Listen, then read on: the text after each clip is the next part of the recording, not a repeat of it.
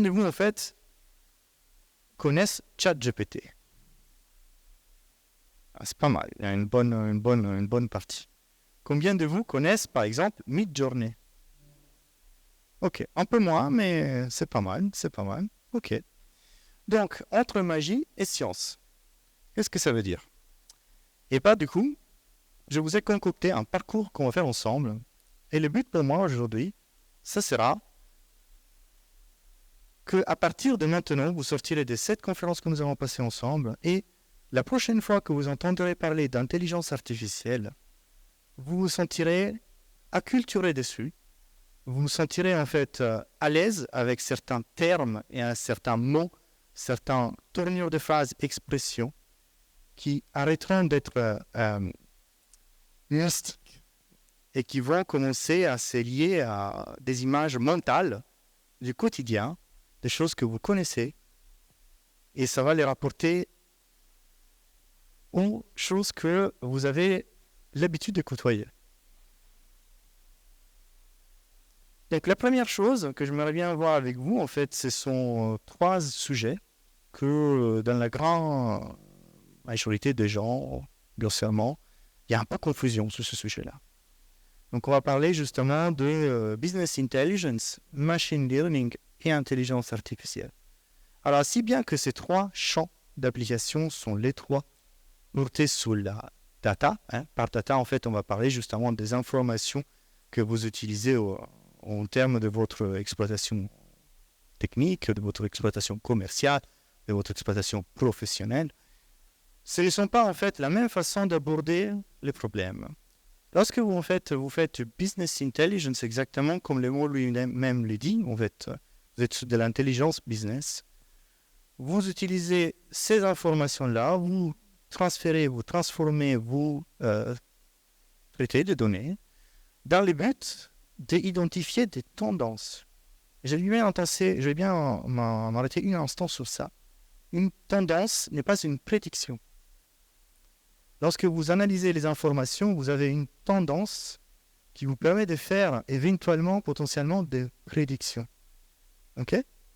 Donc la business intelligence est un état des lieux sur ce qui s'est passé par le passé et sous le type d'informations et de décisions opérationnelles que l'on pourrait prendre par-dessus. Les machine learning et autre chose, nous sommes en fait dans ce cas-là sous une branche de l'intelligence artificielle dans laquelle en fait les prédictions, et là on va essayer de deviner ce qui va se passer, on ne va pas juste voir une tendance, ça monte, ça stagne, etc. On va essayer de dire ça va faire des 3 à 5, des 5 à 7, des 2 à 3, des 3 à faux. Okay. Les machines learning sont basées sur des pures statistiques. Vous appliquez donc des modèles statistiques divers et variés, qui peuvent être plus complexes ou moins complexes, mais principalement, ce ne sont que des mathématiques. Vous allez me dire, l'intelligence artificielle, ce sont des mathématiques aussi. Certain. La subtilité entre les deux étant que là, vous êtes sur un modèle purement statistique, distribution de probabilités, etc. Sur l'intelligence artificielle, vous ne maîtrisez pas quelle formule mathématique vous utilisez, vous le donnez à un objectif, et c'est la machine, grâce à son intelligence, va trouver la formule adaptée. Donc, dans un cas, en fait, vous donnez l'approche mathématique que vous voulez pour faire une prédiction. Dans l'autre cas, vous leur dites j'ai besoin d'une prédiction, il me faut la formule. Est-ce que ça vous a aidé un tout petit peu? On va le faire ensuite ça. Donc, si on fait une comparaison très simple, on peut résumer que l'IA est utilisée pour des décisions opérationnelles, tandis que les machines learning sont utilisées pour prendre des décisions stratégiques basées sur le futur. Ok? Alors, qu'est-ce qu'on peut faire avec l'IA? Ou plutôt, qu'est-ce qu'on peut lui faire faire? Et bien, aujourd'hui, en fait, on va parler que des IA génératives, donc on ne va pas toutes les aborder, mais on va quand même citer.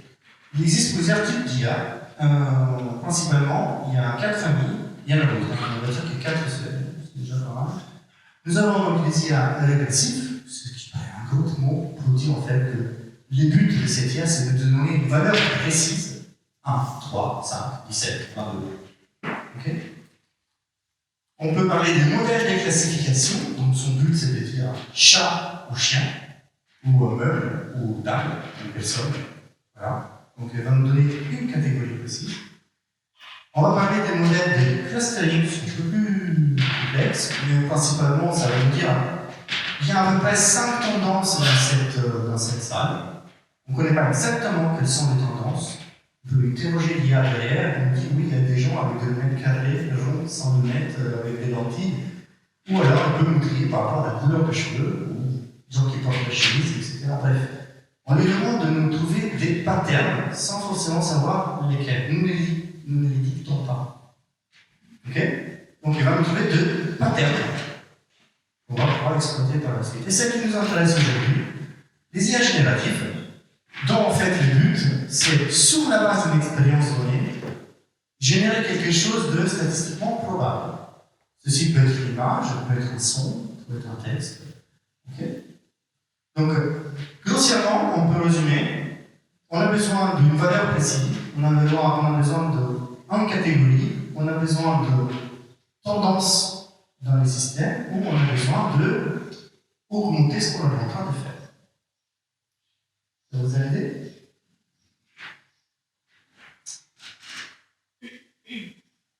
Par la suite du temps que nous allons passer ensemble, je vous ai préparé donc, des petites parenthèses comme ça, qui vont se glisser entre les narratifs, dans lesquels en fait je vais vous présenter certains des termes scientifiques utilisés, parce qu'il y a quand même un montre science, c'est magique, parce que le but c'est justement de démystifier cette magie et que vous puissiez mettre les mots science, ce qu'on est en train de voir, et que ce soit de la science accessible.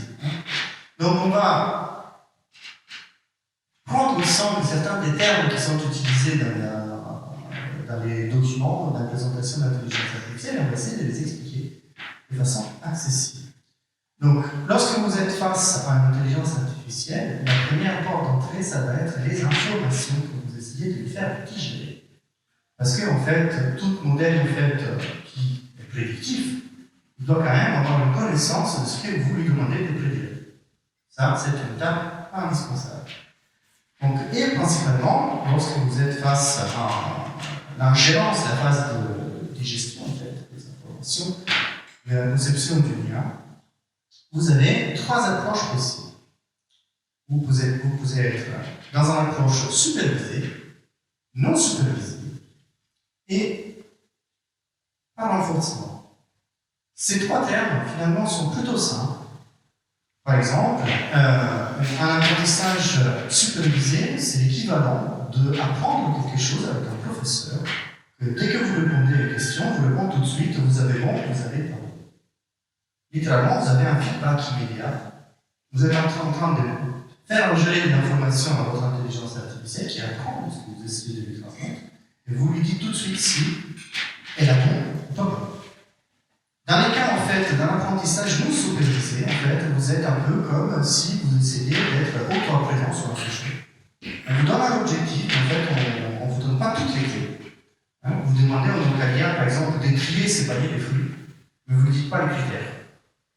Donc l'IA, elle va essayer de répondre un maximum à ce qu'il peut, elle va trier par couleur, par famille, est-ce que ça a des racines ou pas, le nombre de points, le nombre de tâches qu'il y a sur le pot de flux. Vous ne pouvez pas savoir exactement. Ce qui compte, c'est qu'elle va essayer de répondre au maximum à la tâche que vous lui donnez et apprendre au fil du temps à le faire au maximum.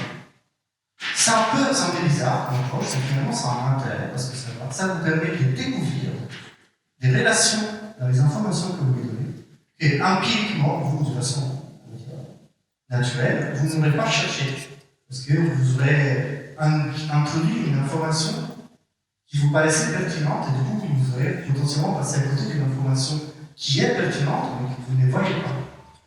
Donc ça a un intérêt aussi. Et les derniers systèmes, c'est qui est d'ailleurs mon préféré, il y en a qui ont une Tesla ici ou pas? Vous connaissez la voiture Tesla? Il y en a qui ont une Tesla ou qui ont déjà conduit une Tesla? Et bien en fait, une Tesla fonctionne exactement comme ça fonctionne par renforcement. Le renforcement, en fait, c'est une IA qui joue avec un jeu vidéo avec vos données. Clairement. Elle va essayer de faire plein d'informations, elle va essayer de les digérer, elle va dire, là par exemple, on a cette public-là, elle va dire, je pense que les lunettes c'est important comme sujet. On lui fait un feedback, on lève 100 points, et dit non, les lunettes c'est pas important. Là, elle regarde, elle va dire, en fait, la couleur de cheveux. Et là, on lui donne 100 points, elle va dire, ah tiens, la couleur de cheveux, c'est important. Les lunettes, par contre, on s'en fiche. Donc, en fait, l'IA n'a pas un objectif précis, mais elle a un moyen, c'est à vous de lui donner, pour déterminer si ce qu'elle fait, c'est dans la bonne direction ou dans la mauvaise direction. Et en allant simplement par essai répété, elle va finir par trouver la bonne fois de faire ce que vous lui demandez de faire. Revenons un peu sur du narratif. Aujourd'hui, en fait, vous êtes certainement sensibles à ce sujet-là. Il y a les défis de l'adoption massive. Malgré tout, en fait, on est tous habitués à utiliser son téléphone. On commence à écrire un texto, on appuie sur des boutons, il nous suggère les mots à utiliser. Ça, c'est une IA qui les fait. Vous parlez en fait avec votre téléphone, vous lui dites Hey Google, j'ai besoin de faire une réservation ce soir. C'est une IA qui a compris vos mots, qui a transformé ça en recherche des textes. Vous avez l'habitude de l'utiliser. En revanche, on se demande peu comment ça fonctionne vraiment. Et même, ça soulève des sujets relatifs en fait à toutes ces données en fait qu'on est en train de céder à tous ces acteurs. Et dès petit à petit, on a commencé à comprendre que il y a un usage peu éthique et peu responsable de nos données. Donc aujourd'hui, pour vraiment pouvoir passer à l'étape supérieure, parce qu'aujourd'hui on a un usage de surface de l'IA, on se rend compte qu'il est important de commencer à inspirer la confiance chez les utilisateurs et du coup de commencer à avoir un cadre légal et un cadre responsable de l'usage de tout ça.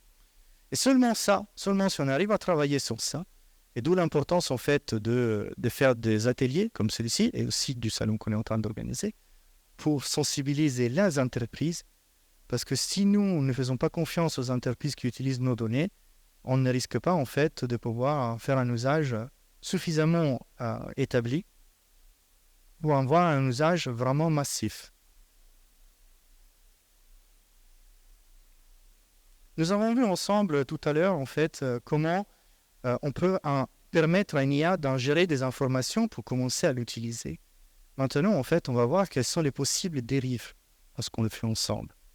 Lorsque vous essayez donc de créer un modèle d'intelligence artificielle pour votre besoin, quelle que soit l'approche que vous avez utilisée, que ce soit par renforcement, par supervisé, non supervisé, comme on en a parlé tout à l'heure, vous faites face principalement à 3 risques. Les premiers, c'est les surapprentissage, les deuxièmes, c'est les sous-apprentissages, et les troisièmes, c'est les biais. Lorsque vous essayez, lorsque vous envisagez d'utiliser de l'intelligence artificielle dans vos domaines, vous ne pouvez pas sous-estimer ces besoins-là. Alors, les surapprentissages, par exemple, pour le comprendre, c'est comme si vous faisiez vous étiez en train de passer les concours de conduite. Vous vous êtes entraîné comme de fou sous les examens de 2019, 2020, 2021, 2022. Vous l'avez tellement appris par cœur que lorsque vous arrivez à l'examen 2023, vous répondez avec les questions 2022. Si les questions que vous aviez eues, c'était celles 2022, vous étiez très bon. Dommage, ce sont les questions 2023. Vous n'avez pas été capable de vous adapter. Vous avez tellement collé à ce qu'on vous a donné que la réponse, ça aurait été parfaite avant, mais pas aujourd'hui. Les sous-apprentissages, c'est l'effet inverse. C'est lorsque vous ne donnez pas suffisamment d'informations, ou vous avez trop trié les informations. C'est comme si, par exemple, vous allez à une convention de nouveaux bouquins de Ken Follett, vous êtes entouré des gens qui ont lu tous les bouquins, et vous êtes mis la veille, vous avez juste lu les résumés sous Wikipédia. Tant que vous êtes en train de discuter 3 minutes à l'apéro, ça passe. Mais quand vous êtes face à un die-hard fan qui commence à vous citer des passages du bouquin, vous ne savez pas de quoi il parle. Ok? Donc en fait, on est entre les deux. Et les derniers points, c'est les biais, c'est les plus traîtres. Parce que vous avez des données que vous avez collectées au fil de votre besoin. Mais imaginez qu'en fait, un exemple un peu controversé, qui on pourrait parler de ça, la police de Los Angeles, c'est ça. Los Angeles, notamment, a commencé à faire une récolte de données importante, sauf qu'elle a fait dans une période trop petite.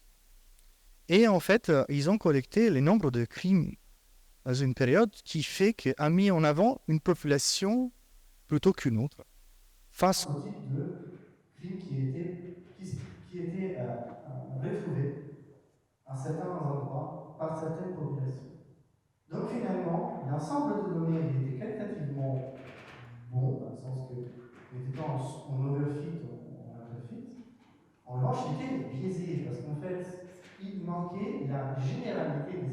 informations-là. Et du coup, finalement, les systèmes avaient tendance à pointer du doigt et à dépêcher, en fait, des unités et des arrestations face à certaines populations, plutôt que d'autres, tout simplement parce que dans l'ensemble, la représentation statistique des événements n'était pas correcte. Donc, lorsque vous collectez des informations, vous devez aussi vous assurer de la neutralité des informations pour vous assurer que vous n'êtes pas en train d'introduire un biais à ces informations-là.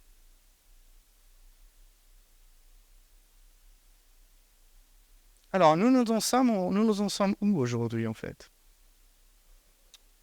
Celle-ci, en fait, ça s'appelle une courbe sigmoïde de l'adoption de l'innovation de rupture. Il y a aussi la courbe de Gardner qui est un peu plus précise, mais celle-là, je trouve que la courbe de Roger, elle est pas mal. Elle nous dit, en fait, comment les gens adoptent une nouvelle technologie lorsqu'elle lui est présentée. Aujourd'hui, il y a cette courbe grossièrement dans les early majority. Nous sommes à peu près dans ces créneaux-là. Ce qui nous fait comprendre, en fait, que nous avons encore bien plus de 30% de la population mondiale qui n'a jamais eu affaire, ou qui n'a pas encore eu affaire, au moins une fois dans leur vie, à cette technologie-là. Donc, ça nous dit que les créneaux d'application est énorme. Il y a encore un potentiel immense. Et c'est justement les plateaux de productivité, qu'on commence à voir, qui va nous permettre donc d'être dans un développement stable, où il y a des professionnels établis, sur qui vous pouvez vous appuyer pour commencer à sortir de la phase d'expérimentation et passer dans la phase de production. Des systèmes fiables, efficaces, à long terme. Donc, est-ce que c'est encore le moment de se lancer dans l'IA? Je n'ai pas peur de vous dire un grand oui. Clairement. Bien entouré, par contre. Donc, maintenant que nous avons parlé ensemble de comment une IA digère vos données et quels sont les risques des données que vous choisissez de lui faire ingérer, je vous propose maintenant de voir ensemble comment elle les digère, comment elle les comprend. Nous, on a une vision du monde, ça peut être des images, des données, du son, tout ça, etc. Mais une fois on lui a donné toutes ces informations et qu'on a essayé d'éviter les risques, les biais, comment est-ce qu'en fait une IA interprète le monde? Parce qu'elle n'a pas des yeux. Enfin, si, elle peut avoir des yeux, mais elle n'a pas des yeux au sens propre du terme. OK? Et bien en fait, l'IA a principalement 3 façons de comprendre le monde qui l'entoure. Accrochez-vous, c'est 3 mots méchantes, mais au final, l'explication est très simple. OK? Nous avons donc la convolution, la caractéristique et les paramètres. Et vous allez voir, c'est vraiment très très simple. La convolution, en fait, est une observation. Imaginez, en fait, que vous avez une carte pour aller, en fait, vous rendre au pique-nique avec votre famille. Et vous êtes perdu dans la carte. Qu'est-ce que vous faites? Vous prenez une loupe. Vous prenez une loupe et vous commencez à regarder la carte carré par carré. Le fait d'observer à travers une loupe vous fait voir en plus en détail une partie, mais vous perdez l'ensemble. Une convolution, c'est exactement ça, c'est une loupe. Vous donnez donc les données à cette IA et vous les consommez à travers une loupe parce que vous vouliez qu'elle se concentre sous un sous-ensemble précis qui vous intéresse particulièrement. Ça va comme exemple? Le deuxième élément, c'est une caractéristique. La caractéristique, c'est l'observation qu'il y a à faire de votre loupe. Donc, si en observant la loupe, elle va trouver qu'il y a des routes nationales, des routes départementales, des choses comme ça, ce sont toutes les caractéristiques qui vont déterminer ce qu'elle est en train de voir. Elle est en train d'être capable de dire que cette carte a des routes départementales, des routes nationales, des routes qui sont goudrées, des routes qui ne sont pas goudrées. Et du coup, elle en tire donc une image mentale, j'ai envie de dire, de ce que vous lui faites observer. Et le troisième point, c'est les paramètres. Les paramètres, donc, c'est l'ensemble des informations que l'IA peut stocker pour se retrouver dans l'ensemble. Et aussi agir sur les informations que vous lui donnez à digérer. Plus on a des paramètres, plus on peut aller loin. Imaginez donc un four qui aurait un bouton dans lequel vous pouvez choisir la température. Ça donnera une certaine cuisson de votre tarte. Mais si vous avez un four qui vous permet de dire 2 minutes à 100 degrés, 4 minutes à 200 degrés et 2 minutes à 100 degrés, vous aurez une cuisson beaucoup plus précise. Mais ça implique 3 informations. Donc, 3 paramètres au lieu de 1 qui est la température initiale. Donc, plus vous avez des paramètres à disposition, plus l'IA sera à même de comprendre des complexités plus poussées.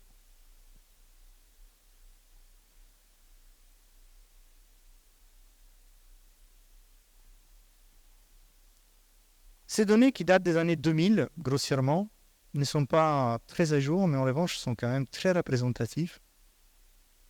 Vous pouvez voir en fait dans ces graphiques-là les nombres de personnes ayant utilisé une certaine technologie au moins une fois dans leur vie en fonction du temps depuis leur invention.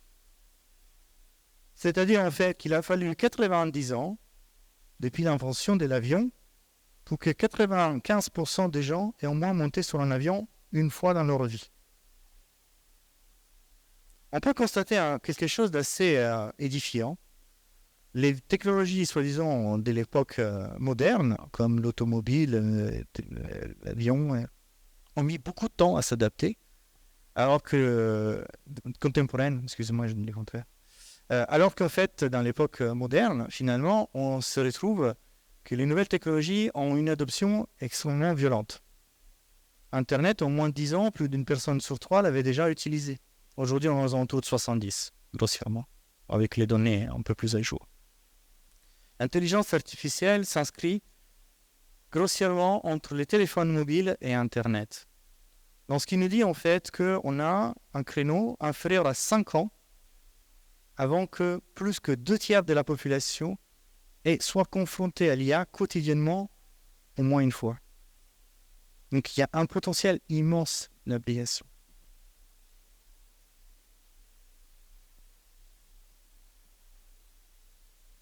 Nous avons vu ensemble, vous voyez, il y a toujours cette aller-retour en fait entre la narrative et l'explication.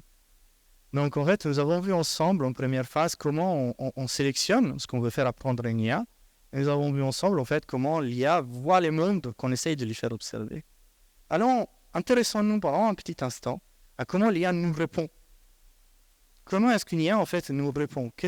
Comment est-ce qu'elle restitue l'information qu'on lui a donnée? Et principalement, une IA, lorsqu'elle nous répond, elle le fait en utilisant 3 principes. Encore une fois, 3 mots qui paraissent compliqués, mais qui finalement, je vous assure, sont très accessibles. C'est l'inférence, la variance et les gradients. Ok? Alors, très simplement, l'inférence est la capacité et la façon avec laquelle l'IA se sent confiante à vous répondre. Et surtout, le degré de généralité. Je suis italien, j'adore le risotto. Je vais donner la recette de risotto à plein de personnes. Ok?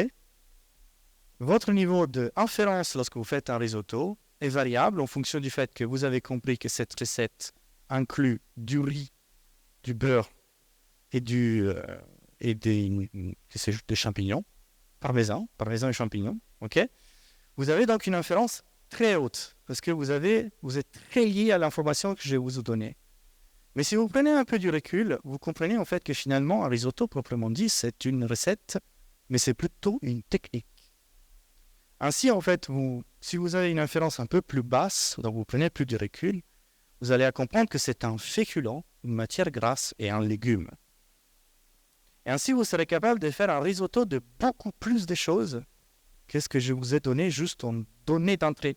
C'est-à-dire un risotto, un champignon, du riz, du champignon. Ok?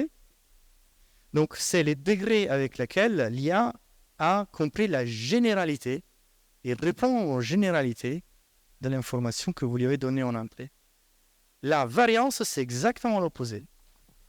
Je vous demande dans quel restaurant je vais manger à 3 ce soir. Vous allez me répondre, que sais-je? l'établir. Et avec cette réponse, vous allez me dire aussi, par contre, j'y étais qu'une fois. Donc, on peut facilement douter et dire, est-ce que c'est une réponse fiable? Parce que finalement, il y a mangé qu'une fois, et cette fois-là, c'était bien. Donc, est-ce que je dois prendre vraiment en compte cette réponse? Et dans ce cas-là, je peux lui demander, je veux la deuxième réponse, pas la première que tu m'as donnée, je donne la deuxième. Et il dit, du coup, je donnerai notre restaurant où j'ai été 5 fois.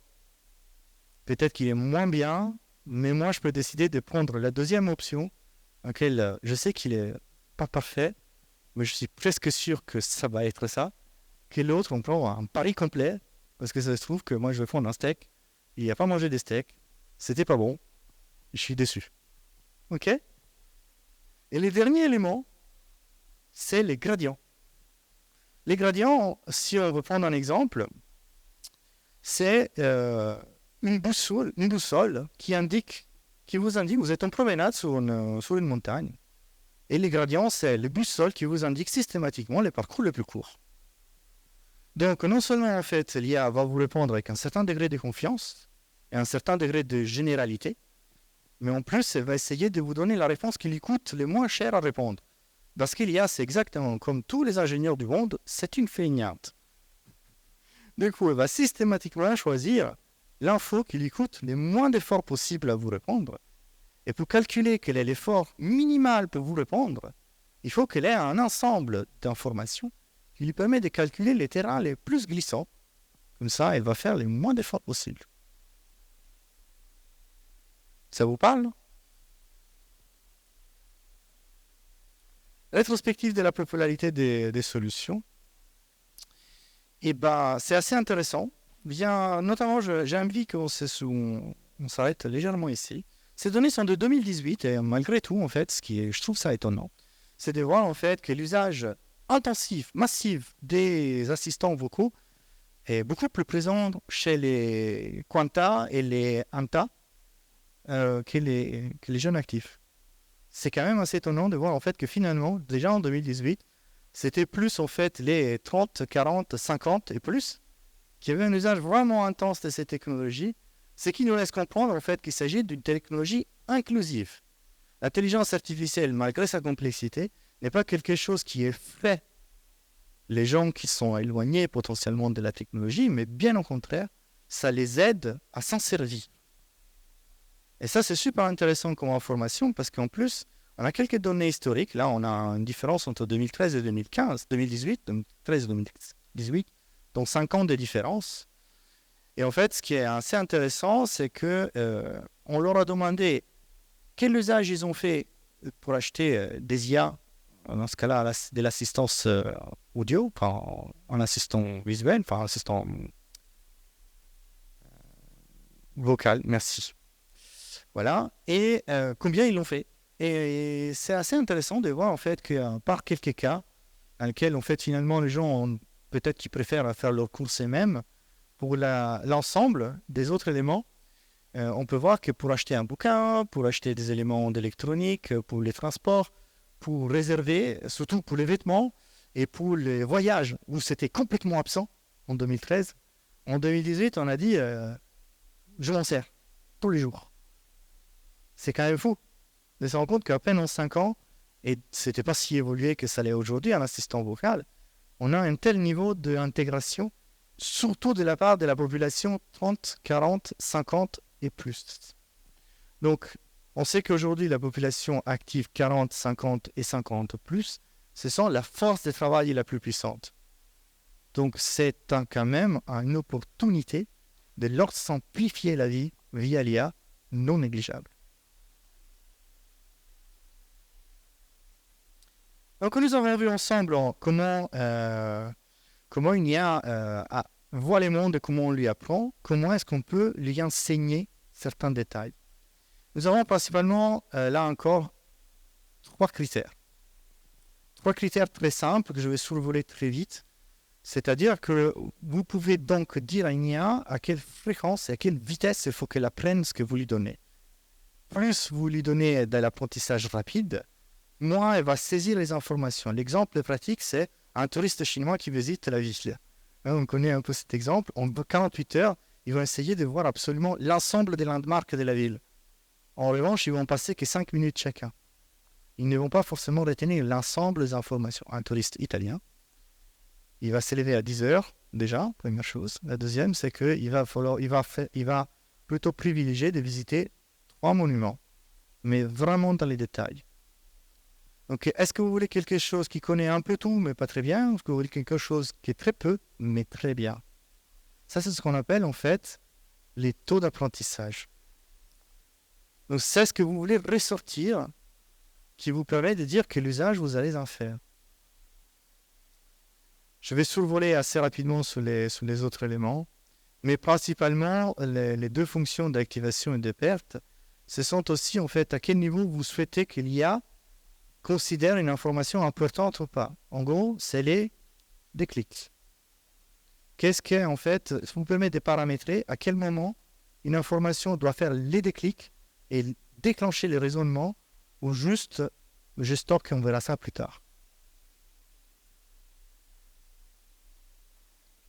Donc il est indispensable, maintenant que nous avons parlé d'IA et nous avons parlé donc de l'usage massif que ça va donner, et surtout du fait que c'est une technologie extrêmement inclusive, il faut qu'on parle aujourd'hui de la vie privée que ça va engendrer. Pour créer des IA respectueuses de la vie privée, il est important de faire des IA qui vous appartiennent, qui sont capables, que vous pouvez porter dans la poche, qui ne fonctionnent pas parce que vous envoyez les informations sur les serveurs de Google, de Facebook. Malgré tout, ça paraissait science-fiction. Google même disait qu'il aurait fallu 10 ans pour y arriver là et que ça aurait coûté plus de 100 000 euros. Et en fait, en moins de 3 mois, aujourd'hui, ça coûte moins de 500 euros de créer les mêmes niveaux d'intelligence artificielle qui arrivent à des niveaux d'efficacité, allant jusqu'à 90% des fameux chats GPT que tout le monde connaît. Donc, non seulement le niveau technologique est abordable, mais l'inclusivité est très forte. Donc, il y a vraiment un intérêt puissant à s'intéresser à comment ça fonctionne, parce que finalement, c'est du langage, ce n'est pas particulièrement complexe, c'est accessible et ce n'est pas très cher à développer.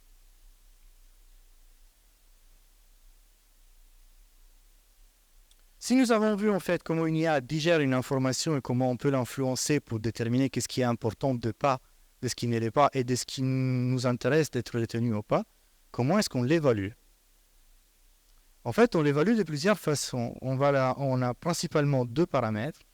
On évalue, en fait, c'est ce qu'on a fait en mesurant 2 valeurs. On mesure la précision et les recalls, les rappels. Alors attendez, parce que celui-là, il est sympa comme exemple. C'est quoi la différence entre les deux?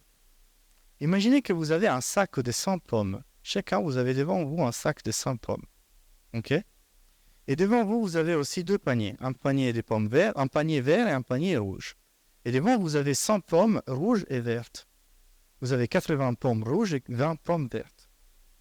Maintenant, je vous demande de vous fermer les yeux et de deviner, sans savoir, quelles pommes sont rouges et quelles pommes sont vertes. Vous déposez les 100 pommes que vous avez devant dans les paniers rouges et dans les paniers verts. Et puis, on va voir si vous avez bien fait ou pas.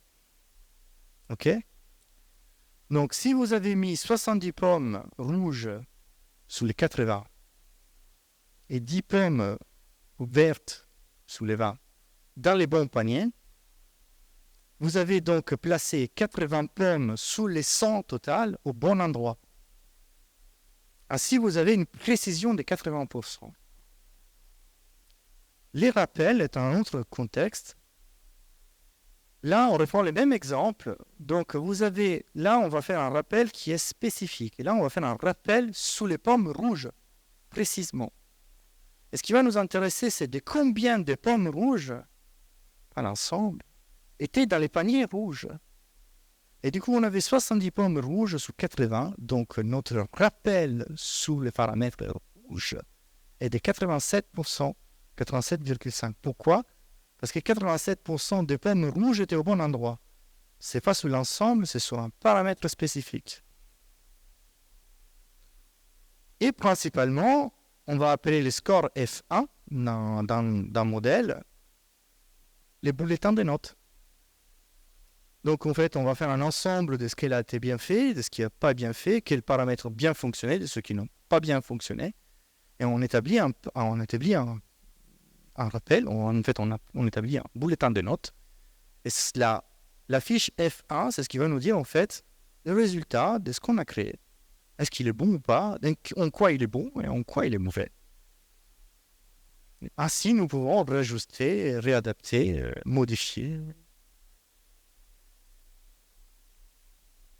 La Self-Sovereign Identity est une technologie donc, qui vous permet de reprendre les contrôles sur vos données, qui est une conséquence des intelligences artificielles personnelles.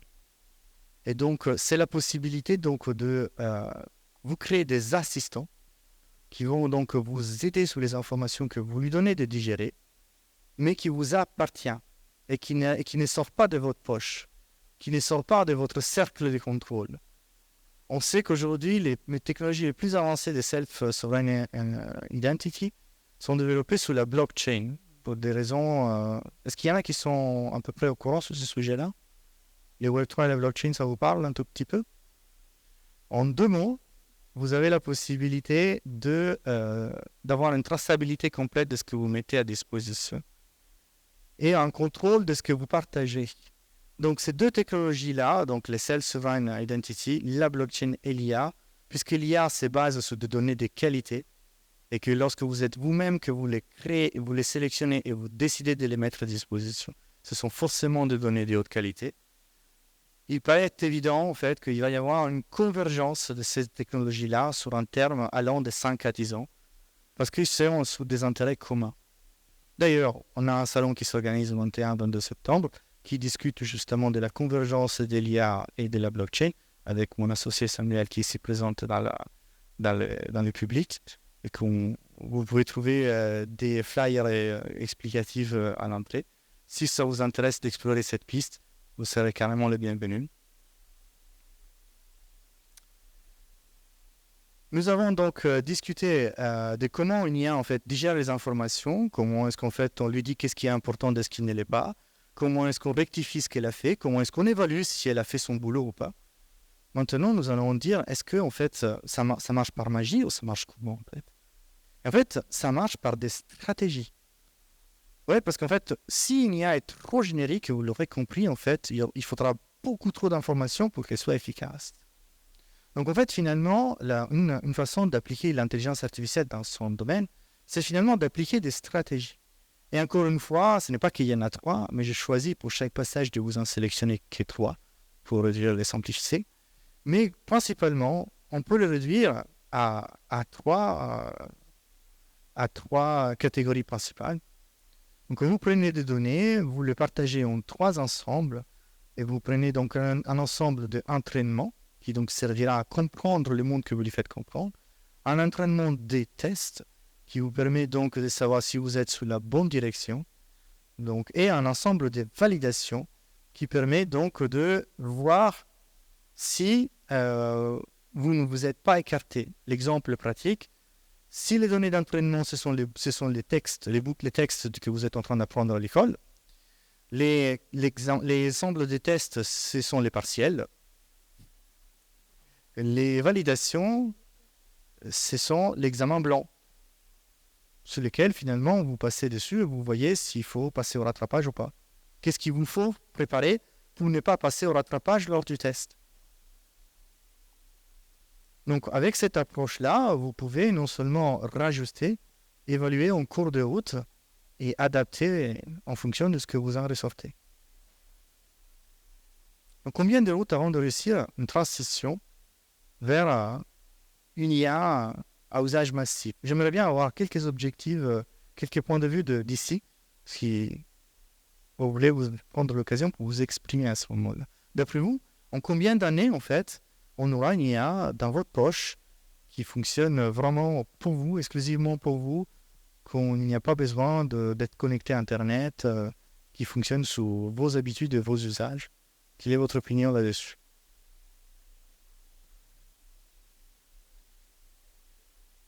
Beaucoup de puissance. C'est un excellent avis. C'est un excellent point. Et figurez-vous en fait que les projections sont plutôt bonnes. On parle de moins de 2 ans. Et simplement parce que en fait, aujourd'hui, on a dépassé les stades de calcul et on a commencé les stades d'optimisation. Depuis les années 2020, en fait, il existe des technologies qui permettent de faire tourner des IA qui autrefois... Dans les années 50, il y avait beaucoup de scepticisme, donc on n'aurait jamais eu la puissance pour pouvoir faire calculer ça. Et selon les techniques qui étaient utilisées à cette époque-là, malgré ça, en 2023, on n'aurait pas la puissance d'escaler à ces niveaux-là. En revanche, nous avons découvert des technologies, des techniques, des algorithmes qui permettent donc de réduire au minimum. On en a évoqué quelques-uns ensemble. On a parlé des convulsions, en fait, de réduire juste à quelque chose d'extrêmement nécessaire. On a parlé d'autres technologies qui permettent donc de réduire l'effort nécessaire pour avoir des résultats moins précis, mais tout aussi pertinents à une fraction de l'effort. Il y a des thèmes, il y a des tests qui ont été faits qui font tourner l'équivalent d'un chat GPT à 85% dans un iPhone. Et ça, c'était il y a 2 mois. Donc, on est à une évolution ultra rapide.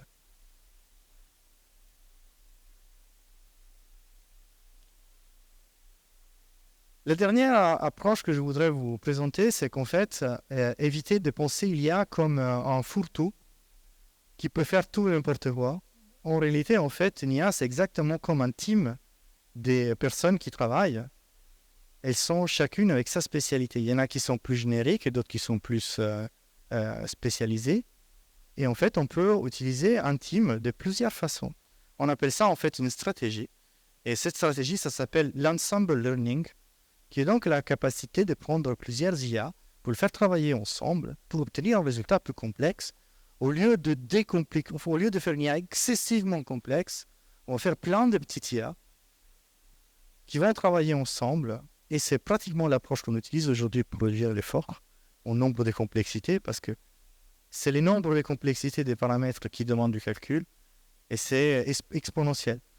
Donc il est plus facile de fragmenter que de faire quelque chose d'excessivement complexe. Et il y a principalement 3 stratégies, encore 3 termes qui peuvent faire peur, mais qui sont assez simples. Les boosting, les bugging et les stacking. Donc encore là, une fois, je vous ai préparé une petite explication. Le boosting, c'est comme essayer de soulever un poids lourd à demander à plusieurs personnes faibles de le faire. Vous avez quelque chose d'extrêmement complexe à faire, et là, vous le faites en fait à 10. Forcément, chacun n'aura qu'un dixième de l'effort à produire. Donc, ça sera plus efficace. Dans la deuxième approche, c'est le bugging. Vous allez donc, chacun est capable de le faire, mais on veut améliorer l'efficacité et la fiabilité de ce qu'on est en train de faire. Donc, on va prendre plusieurs intelligences artificielles qui font la même chose ou des choses complémentaires. On va demander l'ensemble des résultats et on va prendre une décision basée sur démocratique, les meilleurs ou les plus diffusés, ou la moyenne. En tout cas, c'est une décision qui est faite sur un ensemble d'informations et on essaye d'en tirer une tendance. Et le dernier, c'est le stacking, c'est-à-dire en fait quand nous avons une IA maître qui prend des décisions basées sur les informations de plein de petites IA spécialisées. Donc vous pouvez par exemple imaginer une IA qui consomme les habitudes de vos consommateurs, puis une autre qui regarde ce que vous faites au niveau fabricant, une autre qui regarde des personnes qui rentrent et qui sortent. Donc chacune est très spécialisée. Et puis en face, vous avez une IA maître qui comprend toutes ces informations-là et vous fait une prédiction basée sur la prédiction des autres.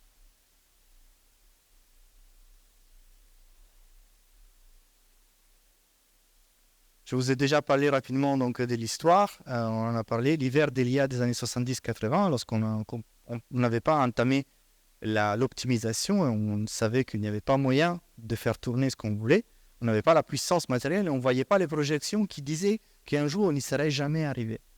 En revanche, en fait, nous y sommes arrivés.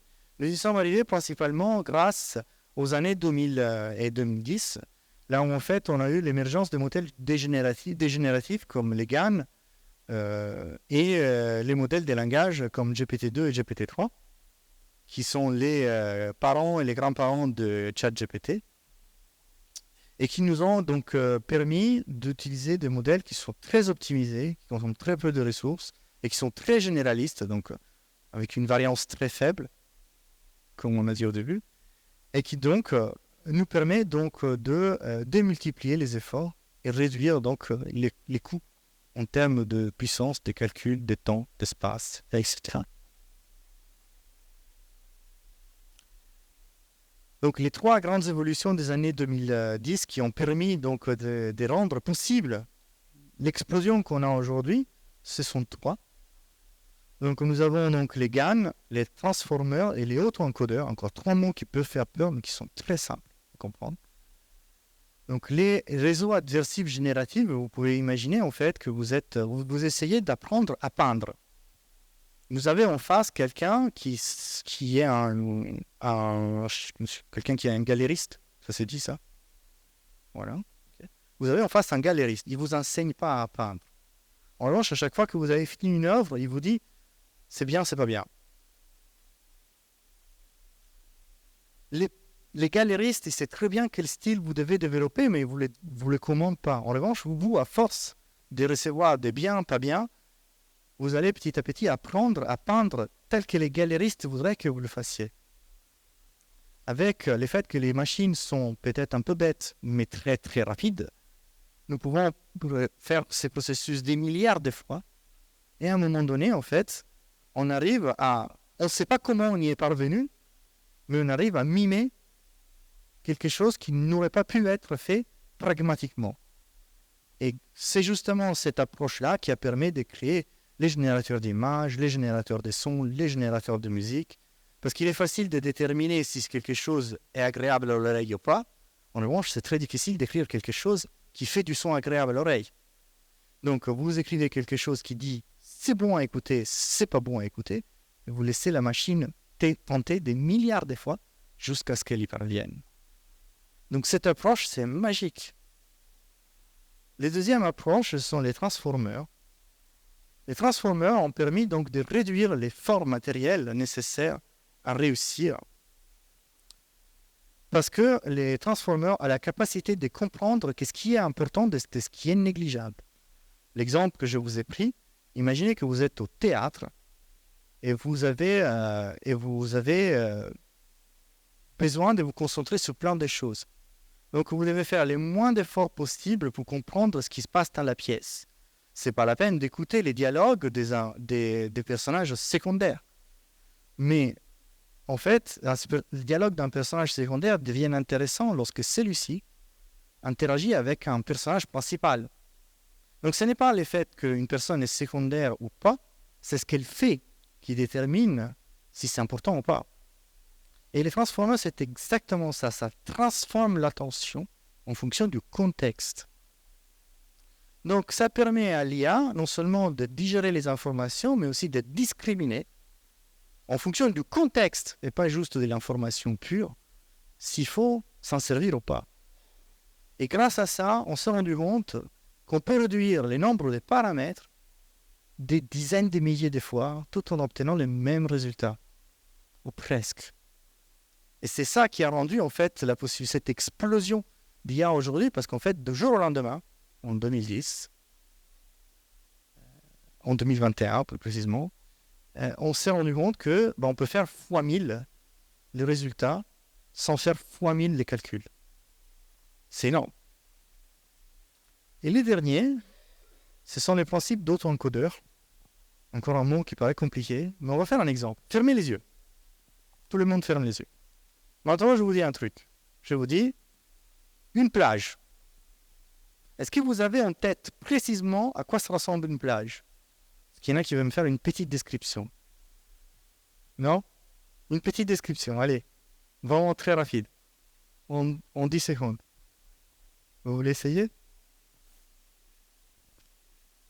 Ouais, mais je m'entendais de belles vagues avec une belle, un beau paysage, des oiseaux, des machins comme ça. Il y a plein d'informations en fait que vous avez ajoutées avec votre tête. En revanche, pour construire cette information complexe, vous n'avez eu besoin que d'une information très simple, une plage. L'auto-encodeur, c'est exactement ça. Elle va prendre une information très complexe, une plage, et va extraire les stricts minimums à se rappeler pour que juste en rappelant cette information basique, en faisant appel à votre mémoire à long terme, vous êtes capable de reconstruire tout ce que vous n'avez pas écrit. Donc au final, vous traitez un 100 millième de l'information en perdant même pas 1% du total. Donc ces trois principales évolutions-là ont vraiment permis l'explosion de l'IA comme on la connaît aujourd'hui, en divisant de 30 ans la puissance machine et calcul qui aurait été nécessaire. Donc illusion en réalité. Prédiction personnelle. Et je ne suis pas une IA, désolé.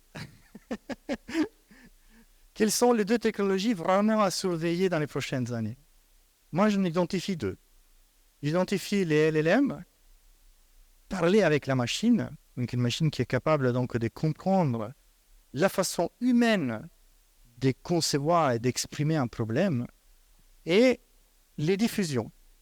Les diffusions donc est un processus dans lequel la machine observe comme avec des yeux, ou si c'est du son comme en oreille, ou principalement tout ce qui est analogique, tout ce qui ne peut pas s'exprimer en mots ou en chiffres, mais qui est en fait un flux d'informations, et elle vous répond avec les mêmes canaux. Donc vous lui parlez avec de l'information analogique et vous répond avec de l'information analogique.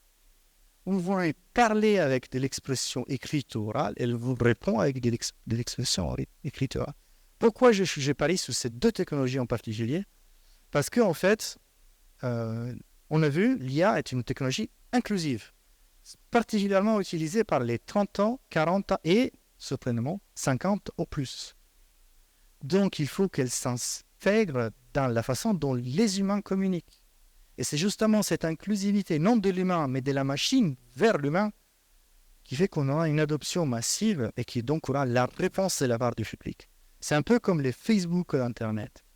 Tout le monde avait Internet, mais c'est au moment où on a commencé à se communiquer entre nous qu'on a vu l'intérêt, parce que ça nous a permis de communiquer. On nous disait que ça sert à transmettre l'information, Internet, mais ça ne transmettait pas l'émotion. Donc, au moment qu'on a compris que ça permettait de transmettre l'émotion, c'est devenu une extension de notre façon de se projeter dans le monde. Là, comment est-ce qu'on communique entre nous? Comment est-ce que là, on est même en train de le faire là, par la parole, par l'image. C'est par ces deux canaux qu'on sera à même de faire les retours d'inclusion, pas l'humain dans la machine, mais la machine dans le monde des humains. Je vais conclure en fait sur les trois lois de Clarke, qui sont une technologie suffisamment avancée est indiscernable de la magie. La seule façon de découvrir les limites du possible, c'est de s'aventurer un peu de là, dans l'impossible. Et le dernier, c'est celui que je préfère. Quand un savant reconnu ou vieillissant estime que quelque chose est possible, il a presque certainement raison. Lorsqu'il déclare que quelque chose est impossible, il a très probablement tort. Et sur ça, je vous remercie pour votre écoute.